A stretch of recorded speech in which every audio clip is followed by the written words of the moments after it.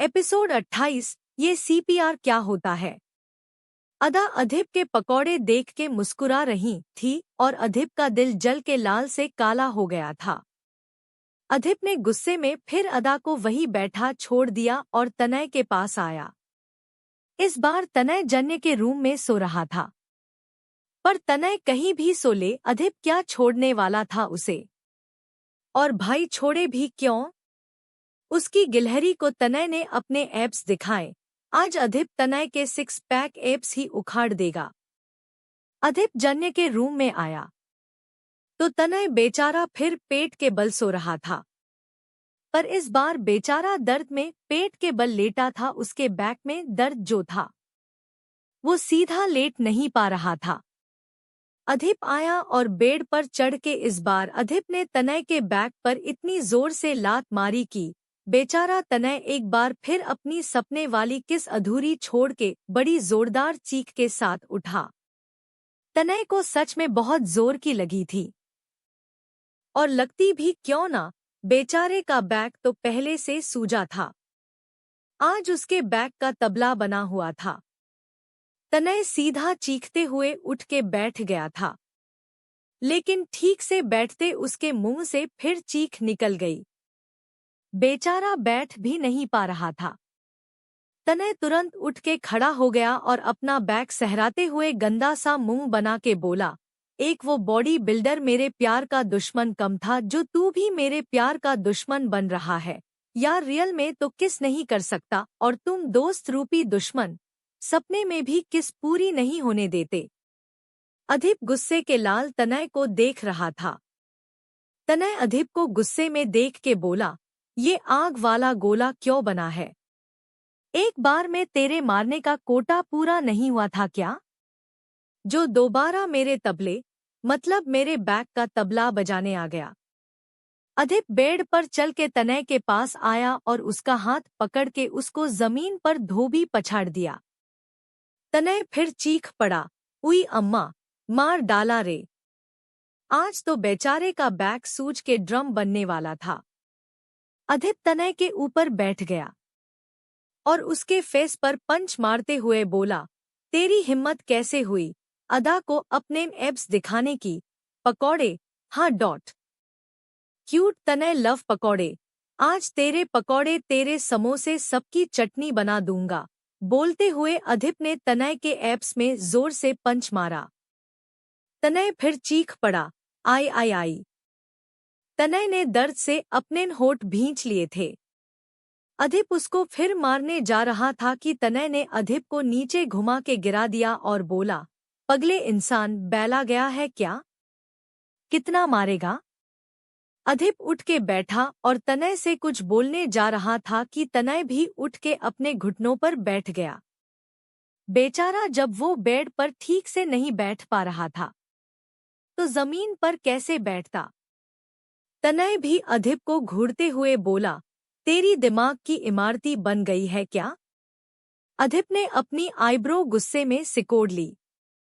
तनय अपने एब्स पर हाथ फेरते हुए बोला, और मैंने कुछ नहीं दिखाया छोटी गिलहरी को। वो तो उस दिन मैं छोटी गिलहरी के साथ सलमान खान की मूवी देख रहा था। उसमें छोटी गिलहरी ने एब्स देखे। उसने मुझसे पूछा ये क्या है। मैंने उसको बताया, उसको एब्स बोलते हैं, पर बेचारी वो एब्स की जगह बेब्स बेब्स बोल रही थी। सोच छोटी गिलहरी तुझे 4 लोगों के सामने शर्ट लेस देख लेती और तेरे एब्स को देख के तुझे बेब्स बेब्स बुलाती, तो तेरी क्या इज्जत रह जाती। इसलिए उसको बताया इसको पकौड़ा बोलते हैं, पर तू भाई डॉट भाई कहनाने लायक नहीं है। मार मार क्या सुझाया है मेरा बैक।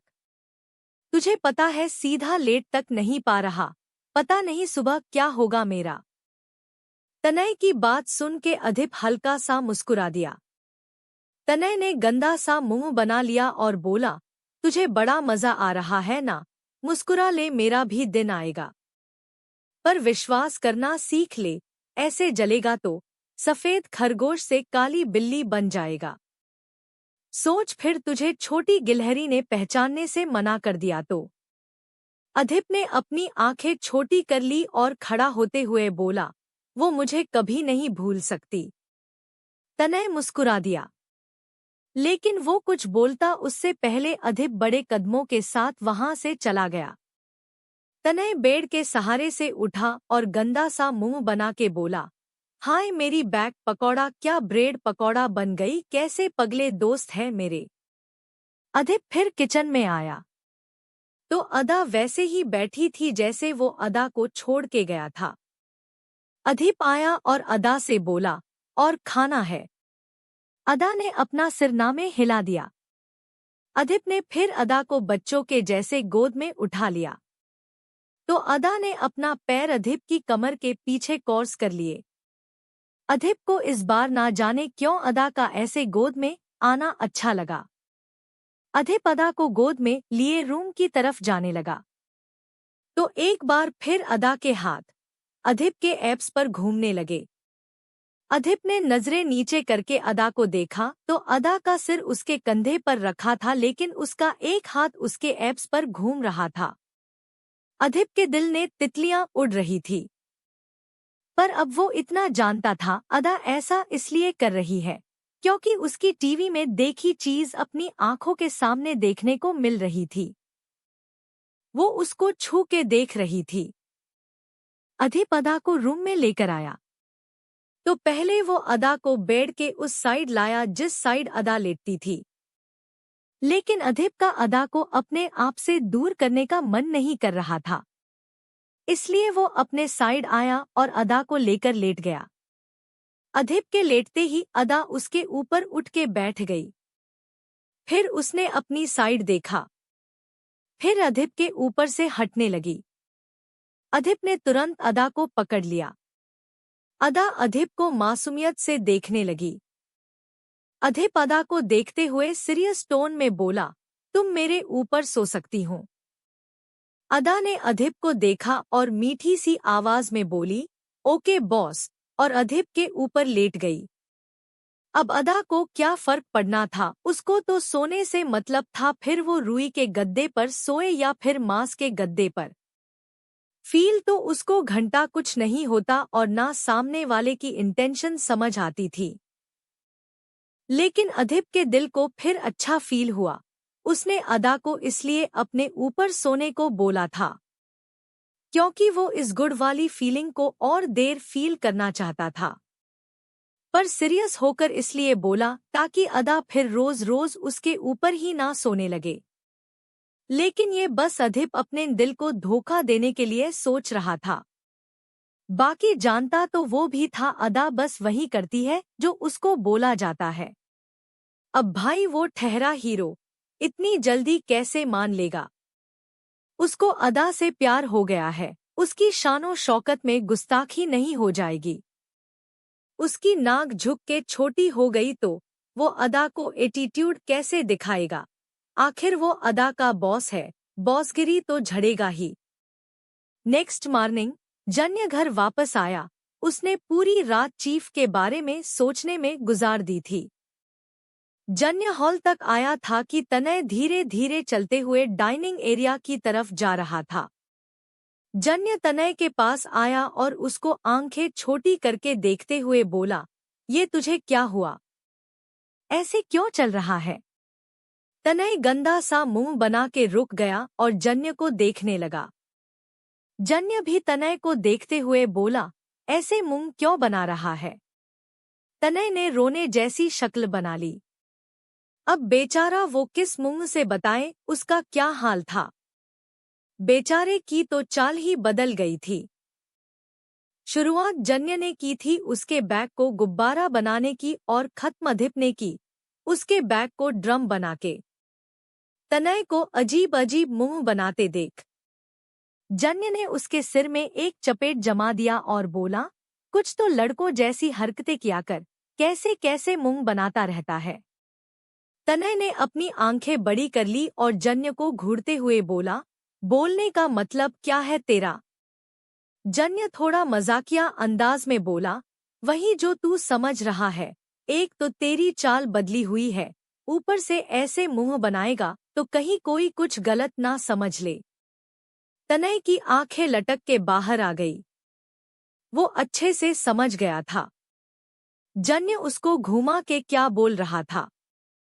तनय ने गुस्से में मुंह बना लिया था और जन्य को घूरते हुए उसको मारने के लिए हाथ उठाया कि जन्य साइड हो गया और फिर तनय के सिर पर पीछे से टपली बजाते हुए बोला, पहले चाल सुधार फिर मुझे मारना। बोल के तनय बड़े कदम लेते हुए अपने रूम की तरफ चला गया और बेचारा तनय बस बच्चों सा मुंह लिए खड़ा रह गया। बेचारा करता भी क्या? ना वो तेज चल सकता था ना भाग सकता था। तनय फिर धीरे धीरे चलते हुए डाइनिंग टेबल तक आया तो अधिप बैठा अदा को नाश्ता करा रहा था। अधिप को देख के तनय ने मुंह बना लिया, और बनाता भी क्यों ना, उसकी इस हालत का जिम्मेदार अधिप ही तो था। अधिप भी तनय की बदली चाल देख के हल्का सा मुस्कुरा दिया। तनय ने मुंह टेढ़ा मेढ़ा किया और टेबल के पास आके खड़े खड़े ही अपने लिए नाश्ता निकाल के नाश्ता करने लगा। तब तक जन्य भी फ्रेश होकर आया और तनय को खड़े खड़े नाश्ता करते देख पीछे से आया और उसको पकड़ के चेयर पर बैठाते हुए बोला, बैठ के खा ले, काला पानी की सजा नहीं मिली है तुझे। तनय को ऐसा फील हुआ जैसे उसको किसी ने चेयर पर नहीं, कैक्टस पर बैठा दिया हो। तनय बैठते ही बंदर जैसे उछल के चीखते हुए खड़ा हो गया और जन्य को गुस्से में लाल होते हुए बोला, गधा है क्या वे? देख नहीं रहा क्या हाल हुआ पड़ा है? बेचारा तनय गुस्से ने भूल गया किसी को कैसे उसका दर्द दिखेगा। जन्य भी तनय को आगे पीछे देखते हुए बोला, क्या हुआ तुझे? सुबह से देख रहा हूँ, अजीब चाल चल रहा है, अजीब मुंह बना रहा है, खड़े होकर नाश्ता कर रहा है, किसी ने तेरी बैक पर सुतली बॉम्ब लगाया हुआ है क्या? जन्य की बात पर अधिप थोड़ा सा हंस दिया। तनय ने गुस्से में अधिप को देखा और गाली डॉग देते हुए बोला, को बहुत बतीशी फाड़ रहा है ना, भूल मत कैसे तेरी कल सांसें रोकी थी।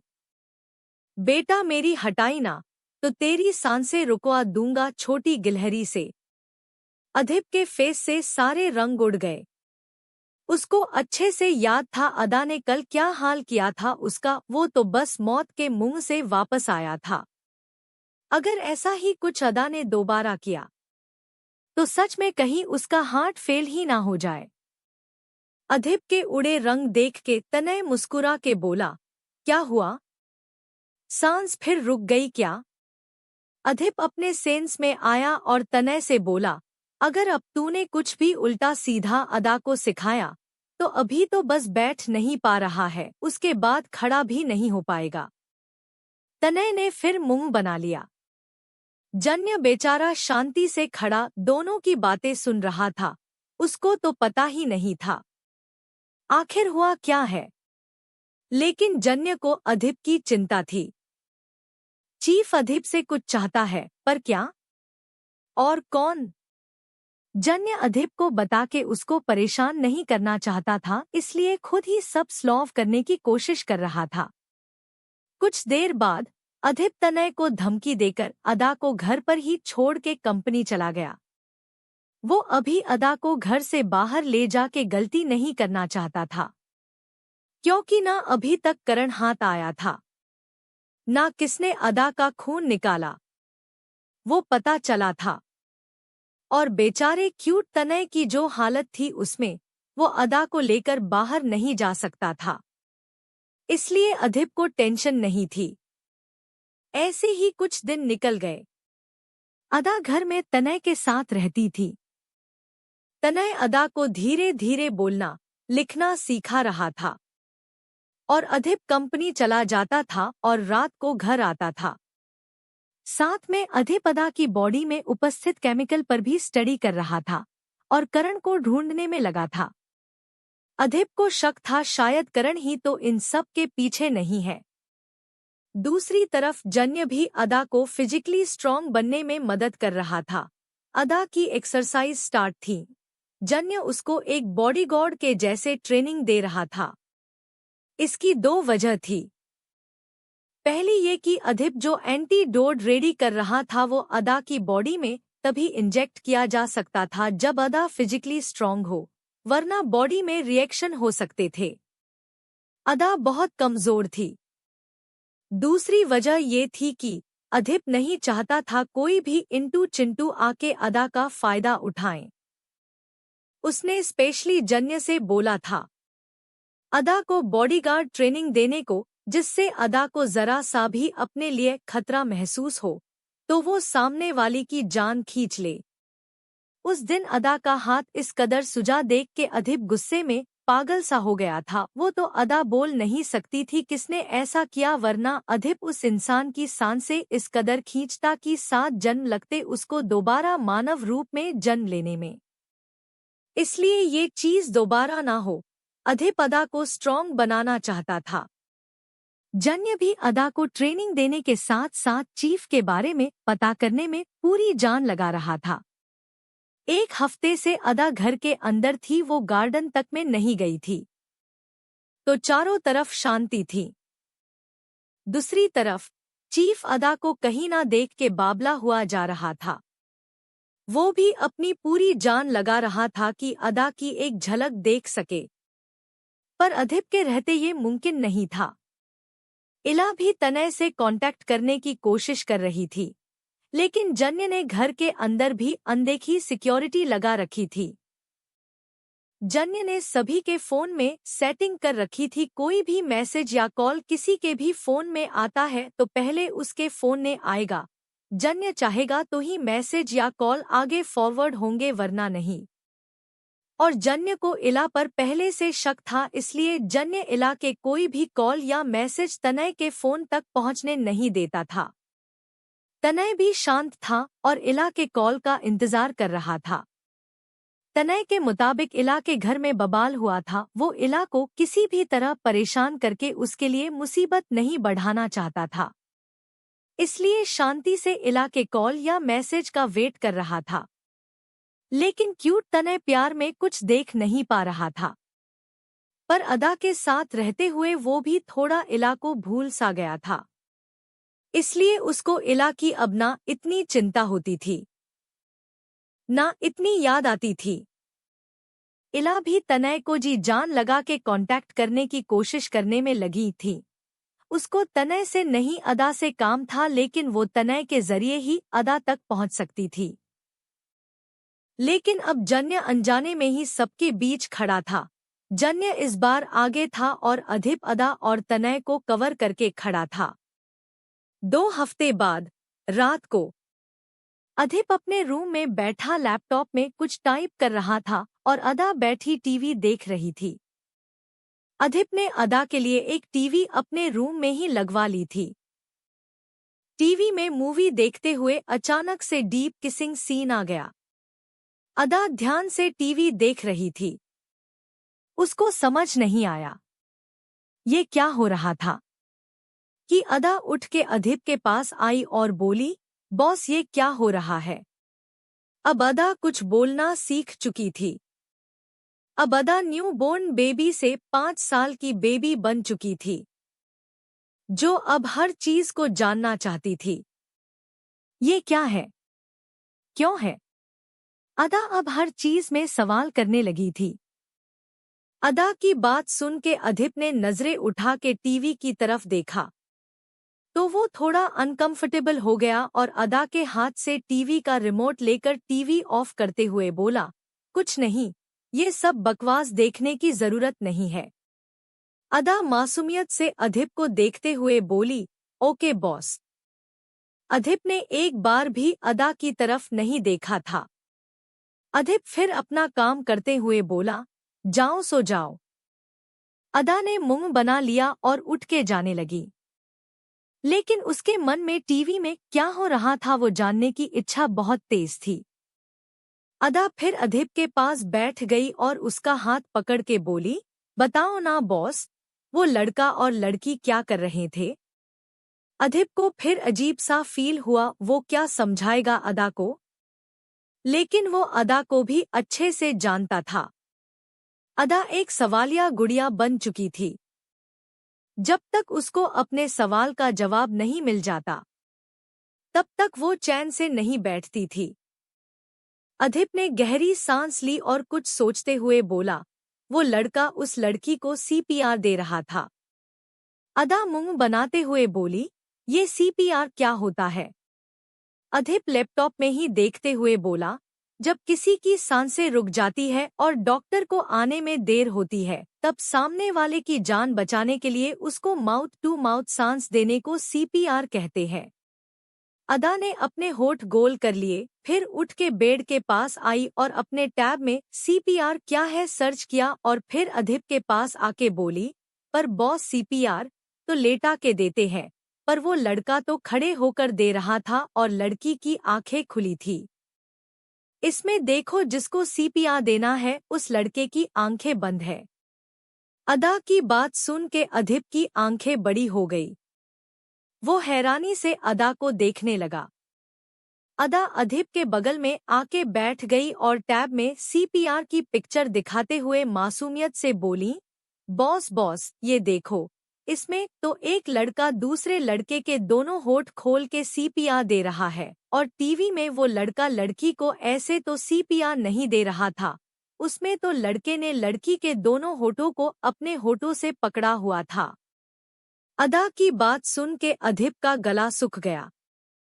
CH-29 टीवी वाला सीपीआर। अदा अधिप से सीपीआर क्या होता है उसका मतलब पूछ रही थी। उसने जो टीवी में देखा और जो क्यूट तनय ने क्यूट अदा को गूगल बाबा सिखाया था, दोनों में बहुत अलग अलग सीपीआर थे। अधिप तो बेचारा अपना गला सुखाए बैठा था कि अदा फिर अपने सवालों के बाण छोड़ते हुए बोली, बॉस बोलो ना, इसमें सीपीआर मुंह खोल के दे रहा है, टीवी में होठों को बंद कर क्यों? ऐसे क्या उसकी सांस और नहीं रुक जाएगी? अधिप का तो दिल जोरों धड़कने लगा।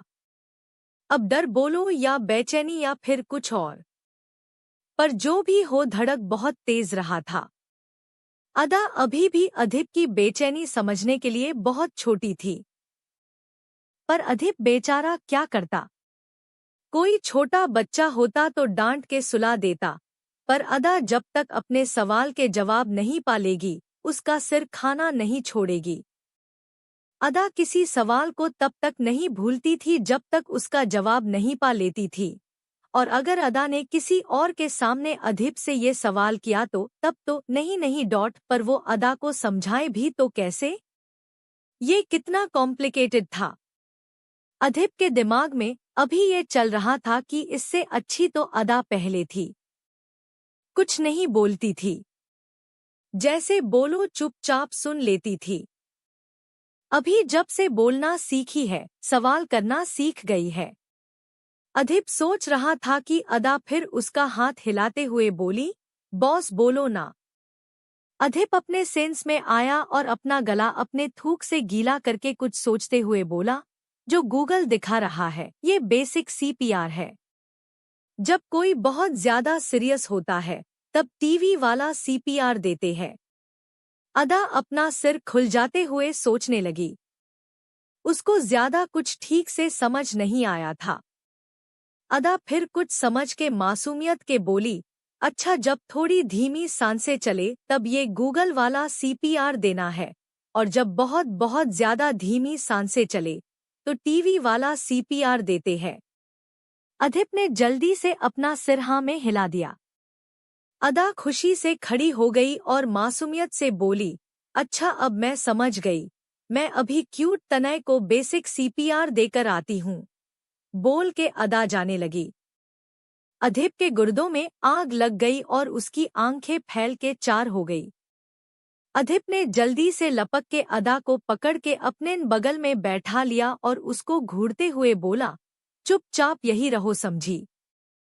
अदा ने बच्चों सा मुंह बना लिया और बोली, बॉस क्यूट तनय को सीपीआर की जरूरत है।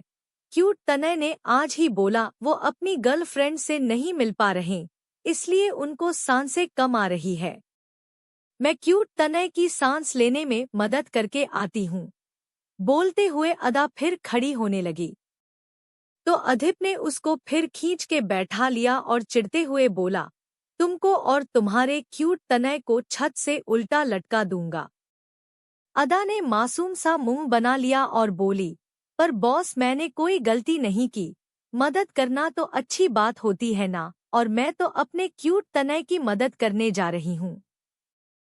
अधिप खिसिया के बोला, तुम और तुम्हारी मदद के मैं 2 टुकड़े कर दूंगा। अगर तुमने ऐसी मदद किसी की भी की तो। अधिप बोलते हुए सोचने लगा, तो तो तो अदा अधिप को ही देख रही थी। अधिप को अचानक से क्या हुआ, उसको समझ ही नहीं आया। अब बेचारी अदा रानी को कौन समझाए। अधिप के गुर्दे जल चुके, उसका फेफड़ा फैला हुआ है। अगर अदा ने किसी को सीपीआर दिया तो जो बाकी के अंग बचे हैं वो सब फट के बाहर आके गुस्से में भरतनाट्यम करने लगेंगे। अधिप ने गुस्से में सोचते हुए कहा, अगर तुमने ऐसा कुछ किया तो मैं तुम्हारे मुंह को स्टेपलर कर दूंगा। अदा ने रोने सी शक्ल बना ली और अपना सिर नीचे करते हुए बोली, पर बॉस इसमें गलत क्या है? मुझे भी सीपीआर देना सीखना था। अब मैं किसकी मदद करूंगी? अधिप अदा को देखते हुए अनजाने में ही बोल गया, मेरी। अधिप के कहने का मतलब कुछ और था, लेकिन भोली अदा ने समझ कुछ और लिया। और अब अधिप का अनजाने में मेरी बोलना जान पर आने वाला था। अदा के फेस पर मुस्कान आ गई और वो सोफे पर घुटने के बल बैठ गई और अपने हाथ मसलते हुए बोली, फिर आप मर जाओ। अधिप की आंखें फिर बड़ी हो गई। अदा अपने क्यूट फेस के साथ बोली, फिर मैं आपको सीपीआर देकर बचा लूंगी। अधिप का गला एक बार फिर सूख गया। वो अदा को हैरानी से देख रहा था कि अदा सोफे से नीचे उतरी और अधिप के पैर पकड़ के घुमा के ऊपर सोफे पर रख दिए। अधिप अदा के इस एक्शन के लिए रेडी नहीं था। वो सोफे पर सीधा गिर पड़ा। अदा अभी इतनी स्ट्रांग तो हो गई थी कि हाथी जैसे अधिप के पैर तो आराम से उठा के ऊपर रख सकती थी। अधिप सोफे में फिर से उठ के बैठता, उससे पहले अदा उसके ऊपर दोनों साइड पैर डाल के बैठ गई और बच्चों के जैसे अपने हाथ मसलते हुए बोली, बॉस बॉस जल्दी से मर जाओ। बेचारे अधिप की एक जरा सी बात उसके लिए गले की हड्डी बन गई थी, जिसको न वो उगल सकता था ना निगल। अधिप आंखें फाड़े क्यूट अदा की क्यूटनेस देखते हुए सोच रहा था कि अदा ने फिर मासूम सा मुंह बना लिया और बोली, पर बॉस आप कौन सा वाला मरोगे? अधिप की तो धड़कने जवाब दे सुनी थी। वो कितनी कोशिश कर रहा था अपनी धड़कनों को कंट्रोल के लाने की, पर उसके दिमाग में अभी ना चाहते हुए भी यही चल रहा था कि अदा उसको अभी किस करेगी। बेचारे की ऐसे ही जान निकलनी जा रही थी, अब इससे ज्यादा वो क्या मरे। अधिप को सच में सीपीआर की जरूरत महसूस हो रही थी, लेकिन जो अदा देने वाली थी उसकी नहीं। उसको ऑक्सीजन मास्क वाली सांस चाहिए थी। अदा ने उसको सांस दी तो उसकी सांसें बढ़ेगी नहीं, उल्टा कम हो जाएंगी। अधिप बेचारा पुतला बना लेटा था और क्यूट अदा इसके ऊपर मासूमियत से बैठी अधिप के मरने का वेट कर रही थी। अधिप जब नहीं मरा, अरे मतलब जब उसने अपनी आंखें बंद नहीं की, तो अदा अधिप की तरफ झुक गई और बेसब्री से बोली, बॉस जल्दी से मरो ना, मुझे भी नींद आई है। आपको जल्दी से जिंदा करके फिर मैं आराम से ओ जाऊंगी। अदा के और पास आने से अधिप की सांसें सच में और कम हो गई। अदा उसको जिंदा करेगी या और मार देगी, ये तो अधिप की धड़कनों पर डिपेंड करता था। वो अदा का सीपीआर झेल पाएगा कि नहीं। अधिप को सोचते हुए सच में सांस लेते नहीं बन रहा था। अदा को अपने इतने पास देख के, ऊपर से उसको अदा का इस समय इंटेंशन क्या था वो समझ के, अधिप को अपना दम घुटता सा महसूस हुआ और उसने अपना मुंह खोल के सांस लेने की कोशिश की। लेकिन फिर हमारी क्यूट अदा गलत समझ बैठी, उसको लगा अधिप आंखें खोले खोले मर गया, जैसे टीवी में वो लड़की आंखें खोले खोले मर गई थी। तभी तो वो लड़का उसको सीपीआर दे रहा था। अदा खुश हो गई, अधिप मर गया। अब वो उसको सीपीआर देकर जिंदा कर देगी। अदा भी अपना मुंह खोलते हुए अधिप के होठों की तरफ झुक गई। अदा को अपने बेहद पास आता देख अधिप की आंखें अपने आप बंद हो गई। लेकिन अदा अधिप को सीपीआर देती उससे पहले अदा के दिमाग में फिर कुछ आया और वो रुक के कंफ्यूजन वाले फेस के साथ अधिप से बोली, पर बॉस मैं आपको कौन सा सीपीआर दूं, गूगल वाला या टीवी वाला? अधिप ने झट से अपनी आंखें खोल ली। अदा उसके जस्ट फेस के सामने झुकी उसको देखते हुए सवाल कर रही थी। अधिप की सांसें और कम हो गई। वो अदा से बोलना चाहता था, तुम ऊपर से हट जाओ, सीपीआर अपने आप मिल जाएगा। पर अदा को देखते हुए उसके गले से आवाज ही नहीं निकल रही थी। अदा फिर अधिप को देखते हुए बोली, मैं बेसिक से शुरू करूं क्या? क्यूट तनय बोलते हैं, कोई भी चीज बेसिक से शुरू करनी चाहिए। आपने बोला, गूगल वाला सीपीआर बेसिक है, मैं पहले आपको गूगल वाला सीपीआर देती हूँ। फिर अगर आप इससे जिंदा नहीं हुए तो मैं टीवी वाला सीपीआर आपको दूंगी। बेचारे अधिप की तो अदा की बातें सुन के हालात खराब थी, उसके माथे पर पसीने की बूंदें आ गई थी। पता नहीं अदा जब भी उसके पास आती थी, उसको क्या हो जाता था। उसका दिमाग बोलता था पर मुंह से शब्द नहीं निकलते थे। अदा अपने भालू वाले नाइट सूट में अधिप के ऊपर बैठी किसी क्यूट भालू के बच्चे जैसी लग रही थी। अदा के सिर पर हुडी की कैप थी और कैप पर भालू वाले कान भी बने थे। अदा उसको लगाए और अट्रैक्टिव और क्यूट लग रही थी। ऊपर से उसके मैगी जैसे बाल, जो उसके लुक पर चार चांद लगा रहे थे, आधे आधे बाल दोनों शोल्डर से लटक रहे थे। अदा की क्यूनेस की कोई हद नहीं थी। अधिप अपना दिल अदा पर हरा था, इसमें अधिप की कोई गलती नहीं थी। अदा को जो बस एक नजर देख ले, उसको 4 बार पलट के ना देखे, ऐसा हो ही नहीं सकता। अधीप तो फिर भी उसके साथ दिन रात रहता था, उसकी सांसें रुकना, बोलती बंद पड़ना तो नॉर्मल था। होगा अधीप दुनिया के सामने रूड, रफ एंड टफ बंदा, पर अदा उसकी बंदी थी जिसके सामने उसका दिल मोम का था। वो अदा की हिप्नोटाइज करने वाली आंखों को देख के ही अपने सेंस खो देता था। लेकिन क्यूट अदा सारी दुनियादारी से बेखबर, ना उसको किसी की फीलिंग्स समझ आती थी, ना उसको खुद कुछ फील होता था। उसके लिए तो ये सब एक बच्चे के जैसा था, जो हर चीज जानना चाहता है, हर चीज खुद एक्सपेरिमेंट करना चाहता है। और आज अधिप द ग्रेट साइंटिस्ट के ऊपर एक्सपेरिमेंट होने जा रहा था, जो खुद सब पर एक्सपेरिमेंट करता था। आज वो किसी का सब्जेक्ट बनेगा।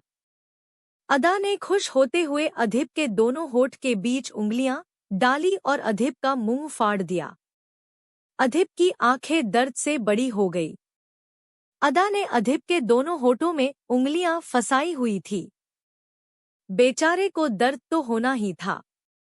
अदा अधिप के मुंह के पास आई और अपने मुंह से उसके मुंह में फूंक मारने लगी। बेचारी के अंदर इतनी हवा ही नहीं थी कि वो अधिप को सांस देती, उसको फूंक मारने में ही इतनी मेहनत पड़ रही थी। अधिप आंखें फाड़े अदा को देख रहा था कि अदा के दिमाग में कुछ आया और वो तुरंत अधिप से दूर हो गई और उसके होठ छोड़ते हुए अपने सिर पर हाथ मार के बोली, ओ पहले चेस्ट पर प्रेस करना था। बोलते हुए अदा ने जैसे उसने गूगल पर पिक्चर देखी थी, वैसे हाथ क्रॉस किए और अधिप के चेस्ट पर रख के दबाने लगी।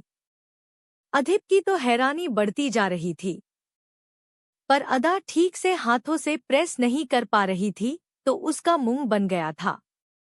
लेकिन तभी उसके दिमाग में जन्ने की बात घूम, जिस काम को तुम हाथों से जोर लगा के ना कर पाओ, उसमें अपने पैर यूज करो।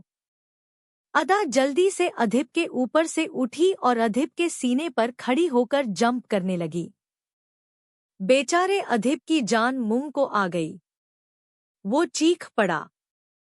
बेचारी अदा ने एक्सरसाइज की ट्रिक अधिप के ऊपर अप्लाई कर दी थी।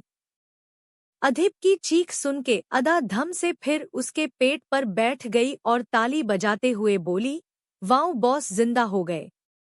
एक बार फिर अधिप के मुंह से दर्द में चीख निकली। अब बेचारी अदा कुमारी को कौन बताए, अधिप जिंदा नहीं हुआ, बेचारा मर गया।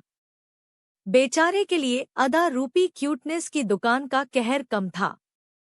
जो अदा का सेकेंड वर्जन उसकी हड्डियां तोड़ने को रेडी था। बॉडी बिल्डर हुआ तो क्या हुआ, था तो वो भी इंसान, ऐसे कोई उसका मलीदा निकालेगा तो बेचारे की तो चीख निकलेगी ही ना। पर अदा अधिप की चीख सुन के फिर कंफ्यूज होकर बोली, आप अभी भी जिंदा नहीं हुए, मुझे टीवी वाला सीपीआर देना होगा। बोलते हुए अदा ने अपने होठ खोले और अधिप के होठों को दबाने के लिए आगे बढ़ गई। लेकिन अधिप अब अर्श से फर्श पर आ चुका था। वो अपनी और चटनी नहीं बनवाना चाहता था। उसने तुरंत अपने मुंह पर हाथ रख लिया और अदा के होठ उसके हाथ पर छुए। अदा तुरंत दूर हुई और बोली, क्या हुआ बॉस? हाथ हटाओ, मैं टीवी वाला सीपीआर देती हूँ। अधिप ने अदा को अपने ऊपर से हटा के नीचे खड़ा करते हुए कहा, पहले तुम मेरे ऊपर से हट जाओ। अदा नीचे खड़ी हुई और मासूमियत से अधिप को देखते हुए बोली, क्या हुआ बॉस? मैंने अच्छे से नहीं किया क्या? अधिप भी उठ के बैठ गया और गहरी सांस लेते बोला, तुमने बहुत अच्छे से किया, देखो मैं जिंदा हो गया। अदा मुस्कुरा दी और अधिप सीरियस हो गया और बेचारा करता भी क्या। अदा के दोनों रूपों ने उसकी जान मुंह को ला दी थी। अदा दिन पर दिन उसके दिल और शरीर दोनों के लिए दर्द बनती जा रही थी। अधिप अपनी आंखें बंद करके अपने फोरहेड को रफ कर रहा था कि अदा चीख पड़ी, बॉस खून। अधिप ने तुरंत अपनी आंखें खोली और अदा को देखा, जो मुंह खोले उसके पैरों को देख रही थी। अधिप ने भी अपने पैरों पर ध्यान दिया तो उसकी क्रीम कलर की पैंट खून से सनी थी। अधिप कुछ समझता उससे पहले अदा फिर बोली, बॉस आपको चोट आई है। अधिप ने सिर उठा के अदा को, पर वो अब तक समझ गया था चोट उसे नहीं आई, अदा का मंथली सर्कल का टाइम आ गया। अधिप अदा को देखने लगा। अदा नॉर्मल खड़ी थी। अदा ने भालू वाला शूट पहना था, जिसके ब्राउन कलर की वजह से अदा के कपड़े खराब है, समझ नहीं आ रहा था। पर अधिप ये ऐसे समझा था क्योंकि अधिप के कपड़ों में ब्लड उसी जगह लगा था जहां अदा बैठी थी। आज आखिर वो दिन आ ही गया, जिसका डर अधिप को बहुत समय से सता रहा था। वो कैसे अदा को ये सब समझाएगा? उसको अच्छे से याद था अदा को बस कपड़े पहनाने सीखने में उसकी क्या हालत हुई थी, और अब ये ऊपर से अदा को सब समझना। ये क्या है और क्यों है?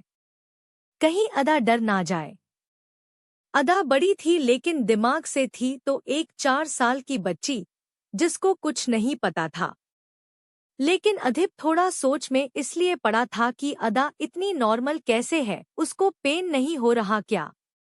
अधिप खड़ा हुआ और अदा को गोद में उठा के बेड के पास आया और उसको आराम से बेड पर बैठा के बोला, तुमको दर्द हो रहा है तो तुम बता सकती हूँ। अदा नासमझी से बोली, बॉस चोट आपको लगी है, मुझे नहीं। खून आपका निकल रहा है, आपको बहुत दर्द हो रहा होगा ना। रुको मैं अभी क्यूट तनय और जन्य ब्रो को बुला के लाती हूँ। बोल के अदा खड़ी होने को हुई थी कि अधिप उसको बैठाते हुए बोला, क्या तुमको अपने पेट में बिल्कुल भी दर्द नहीं हो रहा? अदा मासूमियत से बोली, मुझे क्यों दर्द होगा? अधिप ने शौक होकर अपने सिर पर हाथ रख लिया। मतलब ये अदा का फर्स्ट टाइम है, अब तो अधिप की दिक्कत और बढ़ जाएगी। अदा की बॉडी इसके लिए रेडी नहीं होगी। अधिप ने ह्यूमन बॉडी पर फुल रिसर्च की हुई थी। वो जानता था हर गर्ल को सर्कल उसकी बॉडी की मैच्योरिटी के हिसाब से आते हैं, किसी को जल्दी तो किसी को देर से। अदा को देर से आए थे। इसलिए उसको अभी कुछ फील नहीं हो रहा है। लेकिन कुछ ही देर में अदा की हालत बदतर होने वाली है, क्योंकि अदा की बॉडी के लिए ये पहली बार था। अगर अदा को पहले भी सर्कल आ चुके होते तो भले अदा सब भूल चुकी थी, फिर भी उसकी बॉडी अपने आप दर्द को झेल ले जाती। पर अदा के लिए नहीं, अधीब के लिए भी मुसीबत बढ़ गई थी। अगर अदा को दर्द झेलना था तो अधीब को उसको सब कुछ समझाना था, जो उसका अभी के लिए सबसे बड़ा टास्क था। एपिसोड 30, आपने मुझे सीपीआर दिया। अधीब अदा को देखते हुए सोच रहा था कि वो कैसे अदा को समझाएगा कि अदा को धीरे धीरे दर्द महसूस होना शुरू हुआ। अदा ने अपने पेट में हाथ रख लिया और अधीब को देखते हुए मासूमियत से बोली, बॉस बॉस, पेट में कुछ हो रहा है। अधीब अपनी सोच के बाहर आया और अदा को देखते हुए बोला, इट्स ओके, अभी सब ठीक हो जाएगा, तुम लेटो, मैं आता हूँ। अदा ने अपना सिर हिला दिया। अधीब ने जल्दी से अपने कपड़े कबर्ड से लिए और चेंज करके जल्दी में रूम से बाहर चला गया। अदा को अब पेट में दर्द बढ़ता ही जा रहा था। उसने अपने पेट को कस के पकड़ लिया था। अधीब कुछ ही देर में अदा की नींद का सारा सामान लेकर रूम में आया तो अदा डरी हुई जमीन पर सिकुड़ के बैठी अपना मुंह घुटनों में छुपाए थी और पूरा बेड ब्लड से खराब था। अधीब ने बैक साइड रखे और अदा के पास आया और उसके शोल्डर पर हाथ रखते हुए बोला, अदा। अदा ने अधीब की आवाज सुन के अपना सिर ऊपर किया तो उसकी आंखों से आंसू निकल रहे थे। अदा अधीब को देख के तुरंत उसके सीने से लग गई। अधीब ने भी अदा को हग कर लिया और बोला, क्या हुआ, तुम ऐसे नीचे क्यों बैठी हो?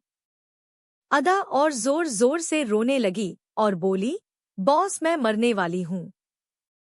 अधीब ने अपनी आईब्रो सिकोड़ ली और अदा को अपने आप से थोड़ा दूर करते हुए बोला, क्या हुआ तुमको? ऐसे क्यों बोल रही हो? अदा बच्चों के जैसे सुबक सुबक के रोने लगी और बेड की तरफ उंगली करके अधीब से मासूमियत से बोली, बॉस, ये देखो खून, ये पूरा बेड खून से खराब हो गया।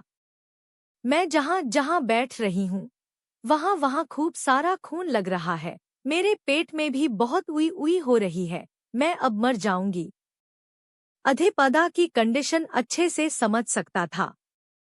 अधीब ने अदा को उठा के बेड पर बैठाया तो अदा अब बेड पर बैठने से डर रही थी। वाइट बेड सीट होने की वजह से ब्लड कुछ ज्यादा ही साफ समझ आ रहा था। अधीब ने जबरदस्ती अदा को बेड पर बैठाया और स्टूल लेकर उसके सामने बैठ गया। अदा अपना पेट पकड़े रोते हुए सिर इधर उधर घुमा के बेड पर लगे खून को डर से देख रही थी। उसको अभी तक यही पता था, खून निकलना मतलब इंसान का मर जाना। उसने तो टीवी में यही देखा था। किसी को गोली लगती थी, उसका खून निकलता था और वो बंदा मर जाता था। इसलिए अदा को भी लग रहा था वो भी मर जाएगी। अधीब ने अदा का सिर पकड़ के अपने सामने किया और बोला, मेरी तरफ देखो। अदा अधीब को देखने लगी। अधीब को देखते हुए उसको और रोना आ रहा था। वो जोर जोर से सुबकने लगी और बोली, मैं मरना नहीं चाहती, मुझे बचा लो, मैं तो अच्छी बच्ची हूँ ना, आपकी सारी बातें मानती हूँ। अधीब को अदा को ऐसे रोता देख बहुत बुरा लग रहा था कि अदा के पेट में एक तेज दर्द उठा और वो अपना पेट पकड़ के चीख पड़ी। अधीब भी थोड़ा घबरा गया और अदा को पकड़ के बोला, तुम ठीक तो हो? अदा अपने होठ दर्द से भींचे अपना सिरना में हिला के अपनी दर्द भरी कांपती आवाज में बोली, बहुत ज्यादा उई उई हो रही है, मैं बर्दाश्त नहीं कर पा रही, अब मैं मर जाऊंगी। बोलते हुए अदा फूट फूट के रोने लगी। अधीब ने उसको गले से लगा लिया और बोला, तुमको कुछ नहीं होगा। अदा अधीब से दूर हो गई और बोली, नहीं, मैं मर जाऊंगी। अधीब, कुछ नहीं होगा, तुम थोड़ा शांत हो जाओ, मैं सब समझाता हूँ। अदा अपना सिरना में हिलाते हुए बोली, अब मैं नहीं बचूंगी। मेरा कितना खून निकल गया, अब मैं मर जाऊंगी। अधीप अदा को शांत करा रहा था, लेकिन अदा फूट फूट के रोते हुए बस एक ही रट लगाए थी कि वो मर जाएगी। अगर अदा शांत नहीं हुई तो अधीप उसको समझाएगा कैसे? अधीप भी अदा को ऐसे रोता देख के और बुरा फील कर रहा था। आज उसको लग रहा था उसको अदा के लिए कोई मेड रख लेनी चाहिए थी। शायद इस टाइम अदा को एक लेडी के सपोर्ट की जरूरत थी। पर अधीप भी क्या करता? वो अदा को अपने जैसा बनना चाहता था। ऊपर से जब से उसको पता चला था कोई अदा पर नजर रखे है, तब से तो वो बस जन्य और तनय पर ही विश्वास करता था, उसके सिवा किसी पर नहीं। अधीप ने तो घर के सर्वेंट भी कम कर दिए थे, और बाकी के जो सर्वेंट थे वो बस घर का काम करने के लिए टाइम से आते थे और टाइम से चले जाते थे, और किसी को इजाजत नहीं थी कोई अदा को नजरें उठा के भी देख सके। अधीप को समझ ही नहीं आ रहा था कि वो अदा को शांत कैसे कराए। अगर अदा शांत नहीं हुई तो वो उसको सब समझा के चेंज कैसे करवाएगा? अदा का इस टाइम कपड़े चेंज करना बहुत जरूरी था, और अदा को पेट में आराम मिल सके उसके लिए उसको बेसिक ट्रीटमेंट भी तो देना है। अधीप कश्मकश में फंसा सोच रहा था, और अदा दहाड़े मार मार के रो रही थी कि अधीप ने अचानक से उसको किस कर लिया। अदा का मुंह बंद हो गया और आंखें बड़ी हो गई। अदा आंखें बड़ी करे अधीप को शांति से देख रही थी, पर उसको कुछ फील नहीं हो रहा था। अधीप एक सॉफ्ट किस के बाद अदा से दूर हुआ और उसको देखने लगा। अदा भी पलके फड़फड़ाते हुए उसको देख रही थी। अधीप अपने इस एक्शन का क्लेरिफिकेशन अदा को देता, उससे पहले अदा ने अपने दिमाग के घोड़े दौड़ा लिए और बोली, आपने मुझे सीपीआर दिया, अब मैं बच जाऊंगी, अब मैं नहीं मरूंगी। अधीप क्या करता, उसने भी अदा की हाँ में हाँ मिला दी। उसके लिए तो अच्छा था, अब उसको अदा को कुछ उल्टा सीधा समझाना नहीं पड़ेगा। अदा के फेस पर हल्की सी मुस्कान आ गई और वो अधीप के गले लगते हुए बोली, थैंक यू बॉस, आपने मेरी जान बचा ली। अधीप कुछ नहीं बोला और उसने भी अदा को हग कर लिया। अब बेचारी अदा मैडम को कौन समझाए। अधीप ने तो अदा का मुंह बंद करने के लिए उसको किस किया था, पर भोली अदा रानी ने कुछ और समझ लिया, जिसका फायदा आज अधीप ने बड़े अच्छे से उठाया था। वरना अधीप को बड़ा भारी पड़ता अदा को ये समझाना अभी उसने क्या किया, क्यों किया और किस लिए किया, क्योंकि वो भी नहीं जानता था उसने अदा को आखिर किस किया क्यों। वो ऐसे भी अदा को शांत करवा सकता था, पर जो हो गया उसको वो बदल नहीं सकता था। अदा ने भले कुछ ना फील किया हो, पर अधीप के दिल में अलग ही बेचैनी थी। आज उसने अदा को खुद किस करके अपने दिल से अदा को अपनी बंदी मान लिया था। बाकी मुंह से तो वो कभी बोलने से रहा। भाई हीरो ठहरा कुछ तो सेल्फ ईगो बनता है ना बॉस। अधीप अदा को आंखें बंद किए बस अपने गले से गलाए बैठा था। वो भूल ही गया था उसको अदा को अभी आगे सब समझाना भी है। उसके दिमाग में तो बस अदा को किस करना चल रहा था। उसने कभी नहीं सोचा था वो अपनी लाइफ की पहली किस अदा को ऐसी किसी सिचुएशन में करेगा। पर अदा को बहुत दर्द हो रहा था। उसकी नजर में उसकी जान तो अधीप के सीपीआर से बच गई थी, लेकिन उसका दर्द वो तो बढ़ता ही जा रहा था। अदा ने फिर भरे गले से अधीप से कहा, बॉस पर मुझे अभी भी उई उई हो रही है। अधीप अपनी ख्याली दुनिया से बाहर आया और अदा को अपने आप से दूर करके गहरी सांस भर के अपने आप को रेडी करने लगा। अब समझाना तो उसको ही था सब अदा को, उसके सिवा दूसरा कोई ऑप्शन भी नहीं था। अधीप ने गहरी सांस भरी और अदा के फेस को अपने हाथों में भर के बोला, दिस इज नॉर्मल। अदा नासमझी से अधिप को देख रही थी। अधिप आगे बोला, ऐसे ब्लड निकलना बहुत अच्छी बात है, अब तुम और स्ट्रांग हो जाओगी। अदा ने मुंह बना लिया। उसकी कुछ समझ में नहीं आया। अधिप ने फिर बैग्स उठाए और अदा की जरूरत का सामान निकाल के उसके हाथ में रखते हुए उसको सब समझाने लगा, उसको क्या कैसे यूज करना है। अधिप के लिए अदा को ये सब समझाना थोड़ा अजीब और अनकंफर्टेबल था, पर अधिप के पास दूसरा कोई रास्ता नहीं था। ना वो अदा को इस हालत में घर से बाहर ले जा सकता था, ना घर में किसी डॉक्टर को बुला के अदा की जान पर खतरा बढ़ा सकता था। कौन किस भेष में आके अदा को चोट पहुंचा दे, कुछ कहा नहीं जा सकता। अच्छा यही था कि वो ही अदा को हर तरह से हैंडल करे, और शायद अधिप को अदा को ये सब समझाना इतना भी मुश्किल नहीं था। अदा अब बोलने लगी थी और कुछ चीजें वो खुद समझने भी लगी थी। जरूरत नहीं थी उसको सब डिटेल में जाके एक्सप्लेन किया जाए। जरूरत की चीज समझाने से भी काम हो सकता था, और अधिप ने भी वही किया था। अधिप ने कपड़े लेकर अदा को बाथरूम में भेज दिया था।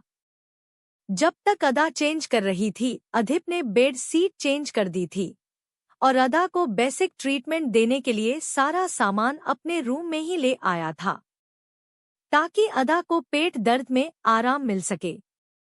अधिप अदा के लिए इलेक्ट्रिक केटल में पानी गर्म कर रहा था कि अदा अजीब सा मुंह बनाए अजीब तरह से चलते हुए बाथरूम से बाहर आई। डोर की आवाज से अधिप ने पलट के अदा को देखा तो देखता ही रह गया। अदा ने ढीला ढाला क्रॉप टॉप और नीचे थोड़ा ढीला सा शॉर्ट्स पहना था।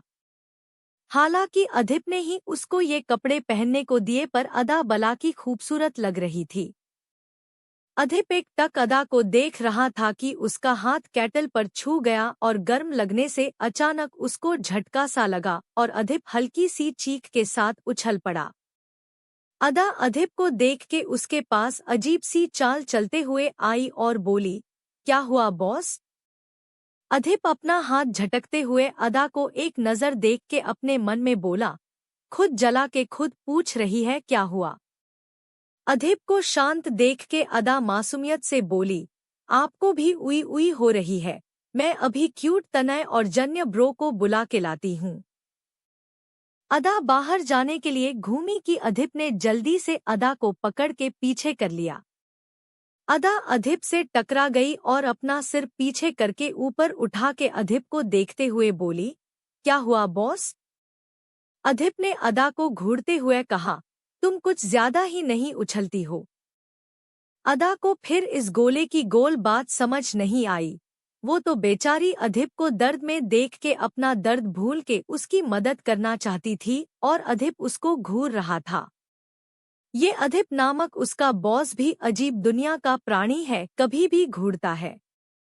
पर अपनी भोली अदा को ना जाने कब समझ आएगा वो कितनी क्यूट परी है, और अपनी परी को ऐसे हॉटनेस की दुकान बना के कोई बाहर चार लोगों के सामने जाने देगा क्या? और अधिप जैसा जल फुकड़ा तो कतई नहीं। अदा क्यूट सा मुंह बना के अपने होठ गोल मटोल करते हुए अधिप को देख रही थी। अदा को देखते हुए अधिप के दिल में फिर अजीब सी हलचल हुई। अदा उसको इतनी क्यूटनेस से देख ही रही थी कि उसका दिल बिना धड़के रह नहीं पाया। अदा अभी तक सिर ऊपर किए अधिप को देख रही थी कि अधिप फिर उसकी तरफ झुकने लगा, लेकिन वो फिर अदा को किस कर पाता। अदा ने अपना सिर सीधा कर लिया और अधिप की नाक में अदा का सिर जोर से लगा। अधिप ने अदा को छोड़ के अपनी नाक पर हाथ रख लिया। अदा भी पलट के अधिप को देखते हुए बोली, बॉस आपको नाक में क्या हुआ? अधिप तुरंत झेप गया और अपनी नाक से हाथ हटा के बोला, कुछ नहीं। और बोलता भी क्या? वो फिर से उसको सीपीआर जो देने जा रहा था, पर अदा को पेट में क्रैम्प्स उठ रहे थे, इसलिए वो फिर मुंह बना के अपने पेट को कस के पकड़ते हुए अधिप से बोली, बॉस अभी भी उई उई हो रही है, क्या मैं फिर मरने वाली हूँ? अधिप अदा को देखने लगा। अदा आगे बोली, बॉस आप ना मुझे फिर से सीपीआर दे दो। अधिप का गला फिर सूख गया। उसके दिमाग में अपने आप ही घूम गया। वो अभी सीपीआर ही तो देने वाला था, सिर क्यों सीधा किया। पर तुरंत ने अधिप ने अपने आप को मन में ही चिल्लाया और अपने आप को नॉर्मल करके बोला, बेड पर लेटो जाके। अदा ने एक बार सिर घुमा के बेड को देखा तो उसके फेस पर मुस्कान आ गई। बेड फिर से साफ था, लेकिन अदा के दिमाग में कुछ आया और वो बोली, आप मुझे बेसिक वाला लेटा के सीपीआर दोगे। अधिप जो अदा के लिए गिलास में पानी निकाल रहा था, अदा की बात सुन के हड़बड़ाहट से थोड़ा पानी उसके हाथ पर गिर गया और अधिप के मुंह से फिर से आ निकल गई। लेकिन अदा अधिप की फीलिंग्स से बेखबर अपनी धुन में बोली, पर बॉस मुझे बहुत तेज उई हो रही है, बेसिक से मेरी जान नहीं बचेगी, आप ना मुझे वो टीवी वाला सीपीआर दे दो, उससे मैं अच्छे से जिंदा हो जाऊंगी। पर बॉस इस बार अच्छे से टीवी वाला सीपीआर देना, आपने पहले मुझे अच्छे से सीपीआर नहीं दिया तो देखो मैं फिर मरने पर आ गई। इस बार वो टीवी में जैसे दे रहे थे ना, वैसे अच्छे से देना, तो फिर मैं दोबारा कभी नहीं मरूंगी। अधिप का इस बार बस गला नहीं सूखा, बेचारे के पूरे शरीर का पानी सुन गया और उसको खांसी आ गई। उसने जो गर्म पानी अदा के पीने के लिए निकाला था, वो खुद ही एक सांस में पीने को हुआ, लेकिन पानी ज्यादा गर्म था तो उसका मुंह जल गया। अधिप ने जल्दी से गर्म पानी रखा और ठंडा पानी उठा के पीने लगा। अदा मासूमियत से पेट पकड़े खड़ी अधिप को देख रही थी। अधिप क्या कर रहा है उसको समझ ही नहीं आ रहा था। अब बेचारी को कौन समझाए, उसको खुद तो कुछ फील नहीं होता है। बेचारे अधिप के दिल के तारों को छेड़ा करती है। बेचारा अधिप अपनी जान सुखाए खड़ा था कि अदा को अच्छा नहीं लगा तो वो उसकी जान उसकी हथेली पर निकालने के लिए अधिप के पास आई और अपना मुंह खोलते हुए बोली, बॉस दो ना। अधिप ने अदा के खुले होठ देखे तो उसकी जान तो मानो जीभ तक आ गई। अधिप ने अपने आप को नॉर्मल किया और अपना सिर झटक के अदा को घूरते हुए बोला, कान के नीचे दूं क्या? जाओ चुपचाप लेटो जाके। अदा ने मासूमियत से अपना मुंह बंद कर लिया और अधिप को नम आंखों से देखने लगी।